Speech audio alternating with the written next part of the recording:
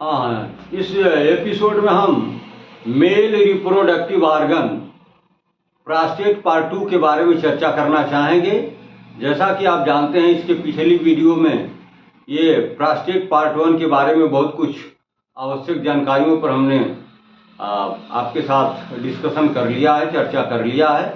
लेकिन आज के वीडियो में हम ये प्रोस्टेट पार्ट 2 के बारे में चर्चा करना चाहेंगे। इसमें बहुत सारे जो आज के पॉइंट हैं, मुख्य बिंदु हैं चर्चा के, वो हैं प्रोस्टेट के लोब्स कि कितने होते हैं, कैसे होते हैं, किस नाम से होते हैं, इसकी कवरिंग के बारे में, इसकी ब्लड सप्लाई, इसकी वेनस ड्रेनेज, इसका लिम्फ ड्रेनेज, नर्व सप्लाई और फिर इसका डेवलपमेंट, हिस्टोलॉजी। तो इन तमाम बिंदुओं पर हम आज आपके साथ चर्चा करना चाहेंगे। तो आइए देखते हैं ये male reproductive organs prostate part 2 के बारे में।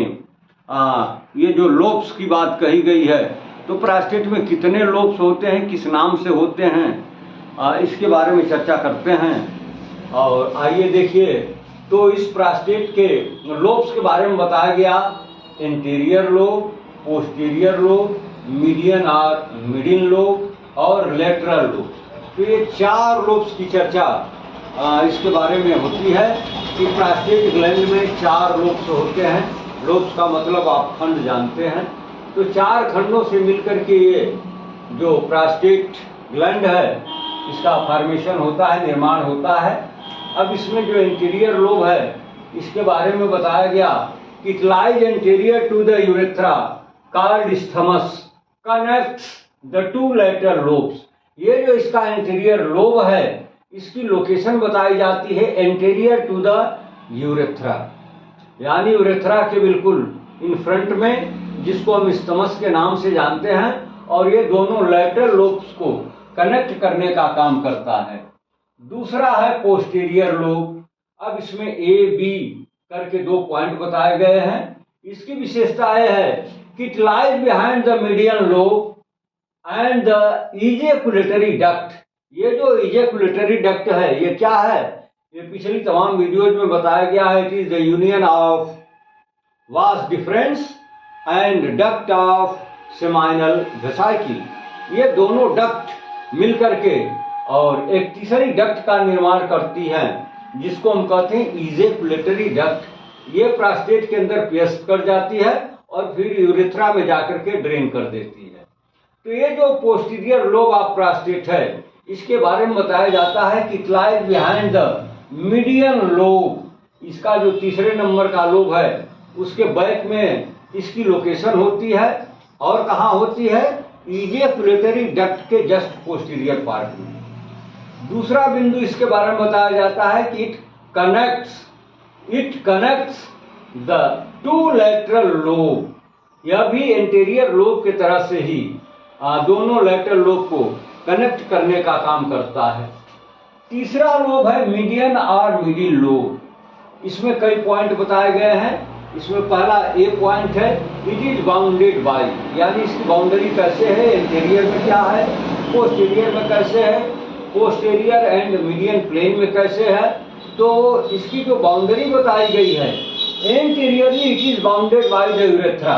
ये जो मीडियन या मिडिल लोब है, यह फ्रंट साइड में इसके क्या पाया जाता है? यूरेथ्रा, यानी यूरेथ्रा इंटीरियर होगा और ये जो मिडिल लोब है प्रोस्टेट का, वो उसके बैक में होगा। तो interiorly it is bounded by urethra, while posteriorly on each side bounded by ejaculatory ducts. ये ejaculatory ducts right and left दोनों साइड में होती हैं, जिनकी संख्या 2 हो जाती है। तो ये जो पोस्टीरियरली बाउंड किया जाता है मीडियन लोब को, किसके द्वारा? दोनों side right and left side की इजैकुलेटरी डक्ट के द्वारा। अब इसमें जो तीसरा पॉइंट बताया गया है, पोस्टीरियर एंड मीडियन प्लेन। तो ये जो इसका तीसरी बाउंड्री है, वो है प्रोस्टेटिक यूट्रिकिल। ये प्रोस्टेटिक यूट्रिकिल के द्वारा पोस्टीरियर और मीडियन प्लेन के तरफ से बाउंड किया जाता है। ये प्रोस्टेटिक यूट्रिकल क्या है? यह एक sac like, pouch like, bladder like थैलीनुमा स्ट्रक्चर होता है, जिसको हम नाम देते हैं यूट्रिकल। ये आप फिगर में देखेंगे तो पाएंगे। अब इसमें जो बी पॉइंट बताया गया है वो है median lobe projects into urethra. ये जो तीसरा लोब इसका मीडियन या मिडिल लोब की बात की जाती है, तो ये जो मिडिल लोब है ये करता क्या है? It projects into the urethra, यानी यूरेथ्रा में प्रोजेक्ट करता है और क्या करता है? प्रोड्यूसिंग ए रिज कॉल्ड यूरेथ्रल क्रेस्ट। ये जो मीडियन लोब है यूरेथ्रा में प्रोजेक्ट करता है और एक छोटा सा उभार जैसा structure, ridge small elevated structure produce करता है, जिसको हम नाम देते हैं यूरेथ्रल क्रेस्ट। अब इसमें ए बी दो पॉइंट हो गए। अब इसमें जो तीसरा पॉइंट बताया गया मीडियन लोब के बारे में, it contains much glandular tissues and most common site of adenoma. It contains much glandular tissue. इस लोब में बहुत सारे ग्लैंडुलर टिश्यूज पाए जाते हैं और most common site of adenoma. Adenoma का ये बहुत ही कॉमन साइट है। अगर एडिनोमा इसमें होता है तो प्रायः इसी एरिया में होता है। किस एरिया में? ये मीडियन और मिडिल लोब के पोस्टीरियर एंड मीडियन प्लेन के साइड। चौथा लोब बताया गया lateral lobes, lies on each side of the median circus. ये जो मीडियन सर्कस होता है, जैसा कि पिछली वीडियो में बताया गया है, तो उसी की चर्चा यहाँ पर है। It lies on each side of median circus, यानी मीडियन सर्कस के ये दोनों तरफ ये चौथा लोब जो लैटरल लोब के नाम से जाना जाता है, इसकी लोकेशन होती है। अब इसमें प्रोस्टेट को कवर करने के लिए दो लेयर की कवरिंग लगी होती है, एक इनर साइडेड और एक आउटर साइडेड। तो कवरिंग्स ऑफ प्रोस्टेट एक ट्रू कैप्सूल के नाम से जानी जाती है और दूसरा फॉल्स कैप्सूल के नाम से जानी जाती है। जो ट्रू कैप्सूल होता है वो इनर साइडेड, यानी वो बिल्कुल भिसरा से चिपका होता है, उसको हम बोलते हैं ट्रू कैप्सूल। और ये जो फॉल्स कैप्सूल होता है, एक क्लीवेज के बाद दूसरी इसकी कवरिंग होती है, ये आउटर कवरिंग होती है, जिसको हम प्रोस्टेटिक शीथ के नाम से जानते हैं, उसको नाम देते हैं फॉल्स कैप्सूल। तो इस तरह से आपने देखा कि प्रोस्टेट में 4 लोब पाए गए। इसके बाद चर्चा की गई कवरिंग ऑफ द प्रोस्टेट। तो कवरिंग ऑफ द प्रोस्टेट की संख्या बताई गई 2, नाम बताया गया जो इनर मोस्ट यानी बिल्कुल इससे चिपकी हुई कवरिंग या कैप्सूल होता है, उसको कहते हैं ट्रू कैप्सूल, और दूसरा होता है फॉल्स कैप्सूल जो प्रोस्टेटिक ग्लैंड से थोड़ा दूरी पर होता है, आउटर होता है। इसको हम प्रोस्टेटिक शीथ या प्रोस्टेट की कवरिंग के नाम से जानते हैं। अब आइए हम बात करेंगे कि यह एक आर्गन है और इसके सेल टिश्यूज को अपना नॉर्मल फंक्शन करने के लिए ऑक्सीजनेटेड ब्लड की आवश्यकता होती है। तो वो ब्लड इसको कैसे सप्लाई किया जाता है, किसके द्वारा यहाँ पर शुद्ध ब्लड की आपूर्ति की जाती है, तो उसी को हम नाम देंगे blood supply of the prostatic gland. अब ब्लड सप्लाई में by branches of internal iliac artery. Internal iliac artery की बहुत सारी ब्रांचेज हैं जो प्रोस्टेट ग्लैंड को ऑक्सीजनेटेड ब्लड की सप्लाई करती हैं। इन ब्रांचों को हम नाम देते हैं inferior vesicle artery, middle rectal artery और इंटरनल पुडेंडल आर्टरी। तो ये जो 3 ब्रांचेज हैं, ये तीनों किसकी ब्रांचेज हैं? ये ब्रांचेज हैं इंटरनल इलियक आर्टरी। ये इंटरनल इलियक आर्टरी की ये तीनों branches inferior vesicle, middle rectal, internal pudendal, तो ये तीनों ब्रांचेज ऑक्सीजनेटेड ब्लड की सप्लाई इस प्रोस्टेट ग्लैंड को करती हैं। अब इसका हम देखेंगे वेनस ड्रेनेज। जब यह ब्लड वहां पर यूज कर लिया जाता है और डीऑक्सीजनेटेड फॉर्म में कन्वर्ट हो जाता है, तो फिर उसको वहां से निकाल करके प्यूरिफिकेशन के लिए कहीं ले जाया जाता है। तो वो कैसे यहाँ से डीऑक्सीजनेटेड ब्लड को निकाला जाता है, किसके द्वारा निकाला जाता है, उसको हम नाम देते हैं वेनस ड्रेनेज। तो इसमें जो पहला नाम आता है वो है intravesical plexus, finally internal iliac vein, यानी यहाँ का डीऑक्सीजनेटेड ब्लड, यहाँ पर जो वेन्स की प्लेक्सस है, नेटवर्किंग है, इनके द्वारा इसके डीऑक्सीजनेटेड ब्लड को कलेक्ट किया जाता है और अंततोगत्वा वो इंटरनल इलियक वेन में ड्रेन कर दिया जाता है। लेकिन जो दूसरी वेन है वो है इंटरनल वर्टिब्रल वेनस प्लेक्सस।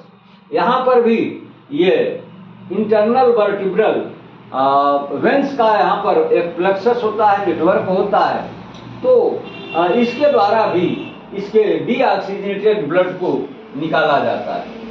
अब आइए लिम्फेटिक ड्रेनेज। यहाँ पर जो लिम्फ बनता है उसकी ड्रेनिंग कैसे की जाती है, यहाँ से लिम्फ निकल करके फिर कहाँ जाता है, तो इसके लिए 3 नाम बताए गए। इंटरनल इलियक लिम्फ नोड्स, यानी प्रोस्टेट ग्लैंड के अंदर जो लिम्फ बना उस लिम्फ को कहाँ पहुँचा दिया जाता है, इंटरनल लिम्फ नोड्स में। और कहाँ पहुँचा दिया जाता है, एक्सटर्नल इलियक लिम्फ नोड्स। और तीसरे भी ग्रुप के यहाँ पर लिम्फ नोड्स हैं जिनमें प्रोस्टेट के लिम्फ को ड्रेन किया जाता है, उनको कहते हैं सैक्रल लिम्फ नोड्स। ये सैक्रम के नजदीक जो है उनको हम सैक्रल लिम्फ नोड्स बोलेंगे। एक्सटर्नल इलियक लिम्फ नोड्स, जो एक्सटर्नल इलियक आर्टरी है उसके जो इर्द गिर्द वाले लिम्फ नोड्स हैं उनको नाम देते हैं। और जो इसके नजदीक वाले हैं अंदर जो इंटरनल इलियक आर्टरी है वहां पर जो लिम्फ नोड्स पाए जाते हैं उनको नाम देते हैं इंटरनल इलियक लिम्फ नोड्स। तो ये 3 ग्रुप यहाँ पर लिम्फ नोड्स के पाए जाते हैं जिनमें प्रोस्टेट से निकला हुआ लिम्फ नोड, लिम्फ इन्हीं में ड्रेन किया जाता है। किसमें, internal iliac lymph node, external iliac lymph nodes और तीसरा है सैक्रल लिम्फ नोड्स। अब नर्व सप्लाई की जब हम बात करते हैं तो दोनों नर्व यहाँ पर अपना रिस्पांस करती हैं, सिंपैथेटिक नर्व और पैरासिम्पैथेटिक नर्व। सिंपैथेटिक नर्व किसके माध्यम से, तो सुपीरियर हाइपोगैस्ट्रिक प्लेक्सस, यहाँ पर हाइपोगैस्ट्रिक प्लेक्सस नेटवर्किंग होती है नर्व की, इसके द्वारा सिंपैथेटिक नर्व इसको अपनी सप्लाई करती है। और दूसरी जो पैरासिम्पैथेटिक नर्व है वो pelvic स्प्लैंक्निक nerve S2, S3, S4 के रूप में यहाँ पर नर्व सप्लाई करती है। अब हम देखेंगे कि कितने जोन में ये बटा हुआ है प्रोस्टेट ग्लैंड, यानी प्रोस्टेट ग्लैंड में कुछ जोन बताए जाते हैं जिनकी संख्या बताई जाती है 2। कौन कौन, ये 3 बताई जाती है। पहला है पेरिफेरल जोन, जो 70% पार्ट प्रोस्टेट का यही जोन कवर करता है। और दूसरा जो जोन है सेंट्रल जोन, वो लगभग 25%। और तीसरा जो पेरीयूरेथ्रल ट्रांजिशन जोन बताया जाता है वो 5%। तो ये जो प्रोस्टेटिक ग्लैंड है ये 3 जोन में बटी हुई है। जैसा कि नाम आपने देखा, नंबर फर्स्ट पेरीफेरल जोन जो 70% इसका निर्माण करता है या इसका पार्ट होता है। दूसरा है सेंट्रल जोन जो प्रोस्टेट का 25% कवर करता है। और तीसरा जो इसका जोन है वो है पेरीयूरेथ्रल ट्रांजिशन जोन जो 5% एरिया को कवर करता है। तो इस तरीके से प्रोस्टेट ग्लैंड में 3 जोन पाए जाते हैं, पेरीफेरल जोन, सेंट्रल जोन और पेरीयूरेथ्रल ट्रांजिशन जोन। अब इसके डेवलपमेंट की हम बात करेंगे कि ये ग्लैंड कैसे डेवलप करती है। तो इसको 2 पार्ट में हम बांट करके इसके डेवलपमेंट का स्टडी करते हैं। इसको 2 पार्ट में बांट देते हैं। एक पार्ट वो जो ग्लैंडुलर पार्ट है और दूसरा वो जो फाइब्रोमस्कुलर पार्ट है। जो ग्लैंडुलर पार्ट है उसका डेवलपमेंट कहाँ से होता है, तो out growth of multiple endodermal buds from the prostatic urethra. ये जो प्रोस्टेटिक यूरेथ्रा होता है इसमें बहुत सारे ये मल्टीपल इंडोडर्मल बड्स पाए जाते हैं जिनसे इसके ग्लैंडुलर पार्ट का डेवलपमेंट होता है। लेकिन इसका जो फाइब्रो मस्कुलर पार्ट है उसका डेवलपमेंट कैसे होता है, तो it develops from the surrounding mesoderm. ये मीजोडर्म के द्वारा इसका डेवलपमेंट होता है। अब आ जाइए, जो लास्ट पॉइंट आज की वीडियो का है वो है हिस्टोलॉजी ऑफ प्रोस्टेटिक ग्लैंड। तो इसमें बताया गया है it is a fibromuscular organ. जैसा कि आप जानते हैं द स्ट्रोमा कंप्राइजेज, इसका जो फ्रेमवर्क है, ढांचा है, स्ट्रोमा मीन्स ढांचा, फ्रेमवर्क, वो कैसे बनता है, तो कोलेजन फाइबर्स और स्मूथ फाइबर से बनता है। और the columnar epithelium of acini is folded, जो इसके कॉलुमनर सेल्स, कॉलुमनर एपिथेलियम्स है वो गुच्छे में होते हैं और फोल्डेड होते हैं। द ल्यूमेन में कंटेन स्मॉल कॉइल्ड मासेस, इसका जो ल्यूमेन है यानी इसके अंदर का जो गैप है वो कैसे बनता है, तो कंटेन्स स्मॉल कॉइल्ड मासेस, इसमें बहुत सारे कॉइल्ड पिंड जैसे स्ट्रक्चर्स पाए जाते हैं, पिंड बनाते हैं, जिनको हम नाम देते हैं, क्या नाम देते हैं, called amyloid body. The prostatic urethra lined by transitional epithelium में आल्सो बी सीन, इसका जो यूरेथ्रा का जो ल्यूमेन है उसमें तो ये पाए जाते हैं कॉइल्ड मासेस, लेकिन जो प्रोस्टेटिक यूरेथ्रा है उसको लाइन किया जाता है किसके द्वारा, बाय ट्रांजिशनल एपिथेलियम में आल्सो बी थी। यहाँ पर बहुत सारे ये ट्रांजिशनल एपिथेलियम, ट्रांजिशनल का मतलब परिवर्तनशील, चेंजेबल, बहुत सारे एपिथेलियम यहाँ पर पाए जाते हैं।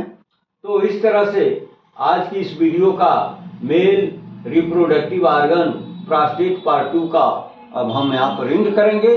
बाकी इसके क्लिनिकल एनाटॉमी अगले वीडियो में हम लेकर के आएंगे और उस पर बहुत ही रोचक चर्चा आपके साथ करना चाहेंगे।